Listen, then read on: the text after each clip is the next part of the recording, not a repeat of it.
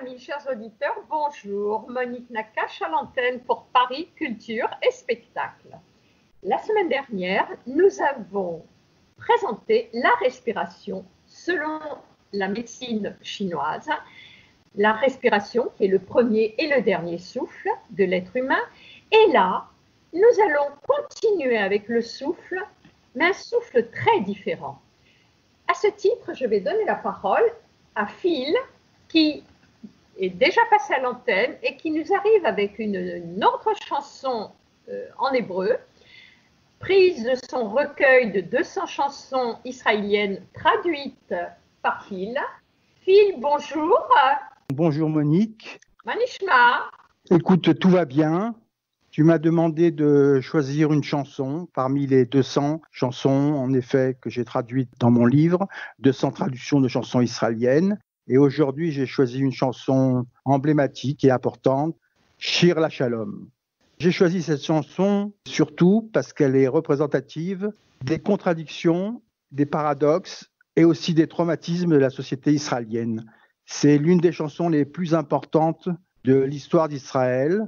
Et cette chanson, elle est présente encore dans tous les esprits, alors qu'elle est vieille de plus de presque 50 ans, pour une raison très très très simple, parce qu'elle est évidemment associée à un événement terrible dans la mémoire collective israélienne, l'assassinat du Premier ministre Yitzhak Rabin. On peut rappeler brièvement les circonstances de l'événement. En septembre 1995, on signe les accords d'Oslo et à cette occasion, on décide un grand rassemblement le 4 novembre 1995 sur la grande place des rois d'Israël à Tel Aviv. Toute la foule est là. À la fin du rassemblement, tout le monde chante cette chanson, Shir LaShalom. Et sur le podium, Shimon Peres et Yitzhak Rabin chantent en chœur avec la chanteuse Miri Aloni cette chanson qui termine la fin de la manifestation.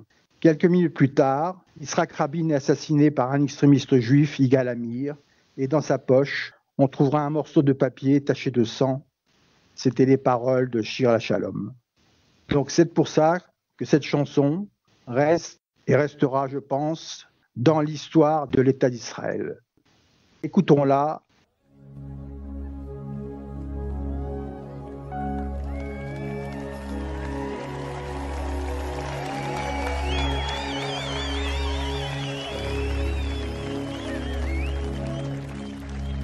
Me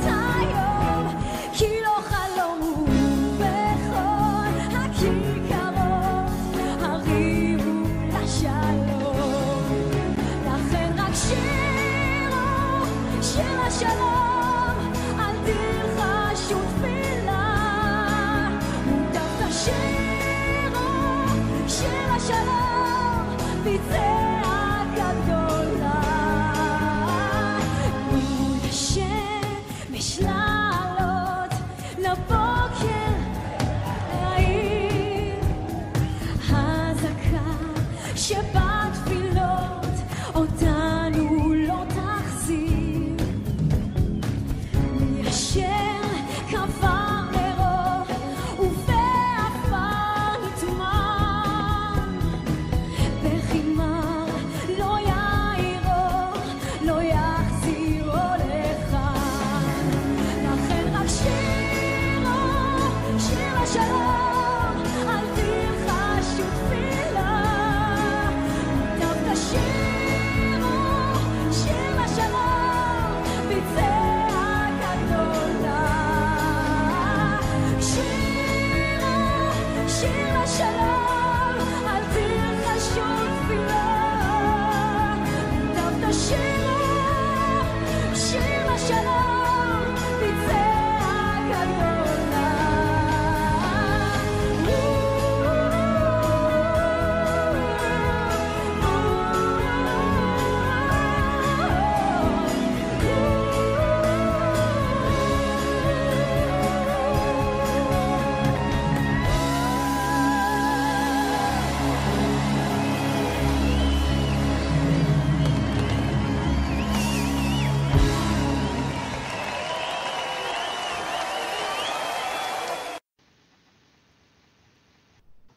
Alors, maintenant, Phil, nous attendons tes explications. D'abord ta traduction et puis après quelques petites surprises. Oui, en effet, car cette chanson est absolument incroyable. Son histoire est étonnante. Elle a été écrite en 69, c'est-à-dire près de 2 ans après la victoire de la guerre des 6 jours, de 67, par 2 musiciens extrêmement expérimentés. Les paroles sont de Yaakov Rotblit et la musique est surtout de Yair Rosenblum. Et Yair Rosenblum, c'est un personnage dans la musique israélienne, car c'est lui qui était pratiquement responsable des arrangements et des compositions de toutes les chansons qui étaient utilisées par les troupes de musique qui servaient dans l'armée israélienne. C'est une spécificité typiquement israélienne. Dans l'armée, il existe dans chaque arme des troupes de musiciens dont la fonction est de faire des tournées pour divertir les soldats dans les bases. Et il n'a pas hésité à envoyer cette chanson à la troupe de la Nahal. Alors juste un mot rapide sur qu'est-ce que c'est que la Nahal. Le Nahal, c'est un corps spécifique de Tsahal qui est en fait constitué par les jeunes qui sont issus des mouvements de jeunesse et qui veulent rester ensemble lors de leur service militaire. Dans ce cas, ils peuvent demander à servir dans le Nahal. Nahal, c'est l'acronyme de Noach Chalutz Lochem, ça veut dire jeunesse pionnière combattante. Ça permet à leur structure de mouvement de jeunesse de se perpétuer en fait à l'armée. Yair Rosenblum a envoyé donc cette chanson à la Nahal, et c'était d'autant plus étonnant que cette chanson est une chanson, il faut être clair, antimilitariste et anti-guerre. Alors maintenant, Phil, s'il te plaît, si tu pouvais nous traduire la chanson de Shir LaShalom. Alors on comprend tout de suite de quoi l'on parle quand on lit la première strophe. Je la lis d'abord en français, puis nous l'écouterons ensuite en hébreu. La plus pure des prières ne nous ramènera pas celui dont la lumière est éteinte et a été enfoui dans la terre. Les pleurs amers ne pourront pas le réveiller et ne le feront pas revenir ici. En hébreu, Azaka Shebat Filot, Otan ou Lotarzir, Mia Sher Habanero, ou Beafar Nitman, Bechimar Lo Yairo, Velo Yarziro Lekan. On l'écoute.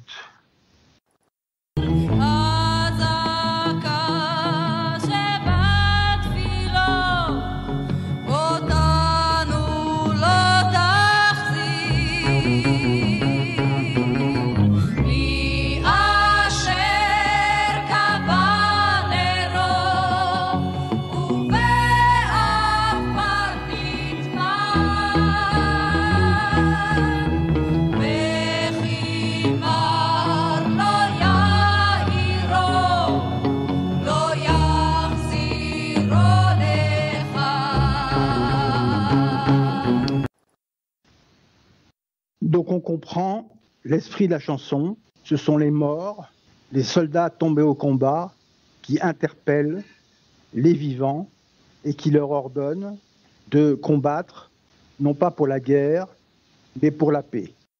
Ce sont des paroles donc extrêmement fortes, extrêmement violentes, qui en fait sont dans l'esprit de l'époque, puisqu'on parle du pacifisme, de mouvements hippies, de mouvements contre la guerre du Vietnam, et de la comédie musicale Hair, et de la chanson qui ressemble d'ailleurs beaucoup à Shir LaShalom, Let the Sun Shine.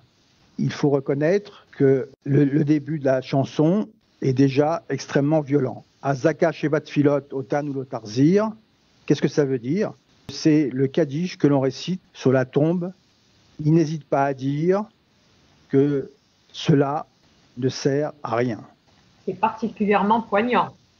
C'est poignant et aussi extrêmement osé par rapport à la culture israélienne et par rapport également à ce qu'on a appelé la culture du deuil, puisqu'ensuite il continue en disant que les pleurs amers ne pourront pas le réveiller et ne le feront pas revenir ici. Les pleurs amers ne pourront pas le réveiller et ne le feront pas revenir ici. Ça fait allusion à l'ensemble des cérémonies, par exemple du Yom HaZikaron, qui est le Yom, qui est le jour, qui est de la veille de l'indépendance, où l'on commémore tous les soldats qui sont tombés pendant les guerres d'Israël. Toutes ces cérémonies ne ramèneront pas à la vie les morts qui nous interpellent ici. On peut écouter cette partie de nouveau? Oui, c'est Bechimar lo yahiru velo yarziru les cannes. Bechimar, c'est les pleurs amers, c'est les lamentations. De la même manière, on peut écouter la suite.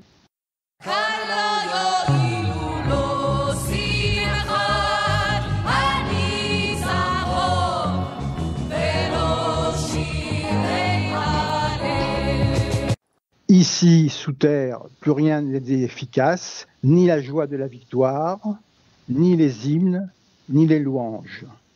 Kan lo yoilu, lo simchat anitzachon, la joie de la victoire, velo shirei halel, et les chants des louanges. Alors là, il fait allusion aux très nombreuses chansons qui encensaient Israël après la victoire des 6 jours.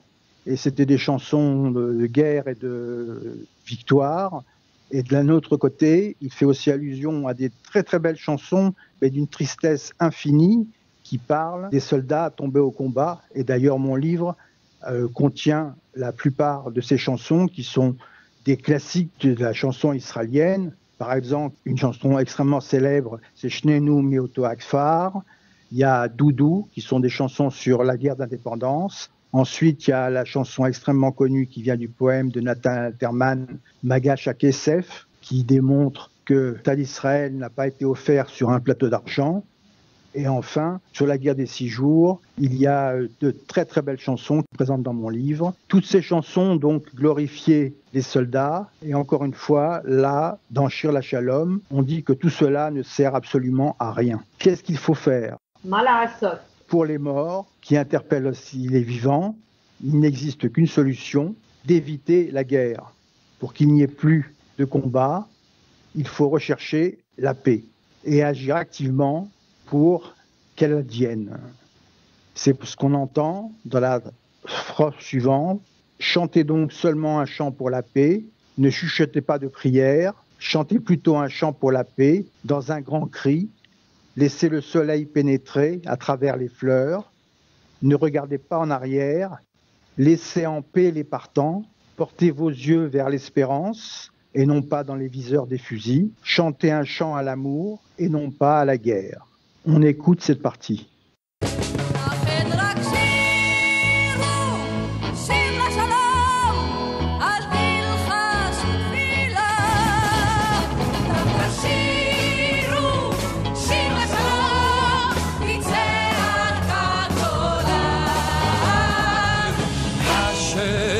לחדור מבעד לפרחים אל תביטו לאחור הניחו להולכים שאו עיניים בתקווה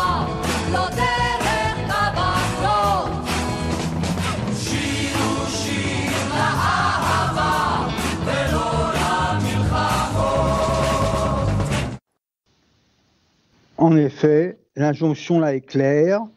On retourne tous les concepts guerriers, comme par exemple dans la phrase « Portez vos yeux vers l'espérance et non pas dans les viseurs des fusils ». Kavenet, c'est le viseur d'un fusil. Et là, on dit « Loderer kavanot ». De même, on dit « Shiru shir la ahava velo le milchamot ». Shiru, c'est chanter en hébreu. Chanter un chant d'amour et non pas de guerre.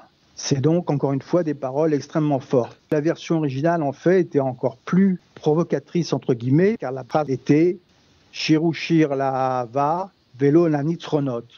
Et là, Tsahal a réagi en disant « Il y a un problème, Tzahon, c'est une victoire ». Donc, on demandait aux gens de chanter un chant d'amour et non pas de victoire. Tsahal a estimé, avec raison peut-être, c'est que c'était quand même assez démoralisateur et bizarre de demander à des soldats de ne pas combattre pour la victoire. Il y a donc eu une espèce d'échange assez sec entre Yaakov Rodlit, Yair Rosenblum et Tsahal, et finalement, ils se sont mis d'accord sur le compromis Shiru shir la ahava velo le milchamot et non sur les guerres. Donc toute cette partie est claire et simple. Les morts interpellent les vivants. Mais maintenant, qu'est-ce qu'il faut faire? Il faut agir pour la paix et agir non pas demain, mais agir aujourd'hui. C'est pour ça que la chanson se termine par ces phrases. Ne dites pas un jour viendra, amenez ce jour, car ce n'est pas un rêve, et dans toutes les places, acclamez la paix. On écoute cette partie.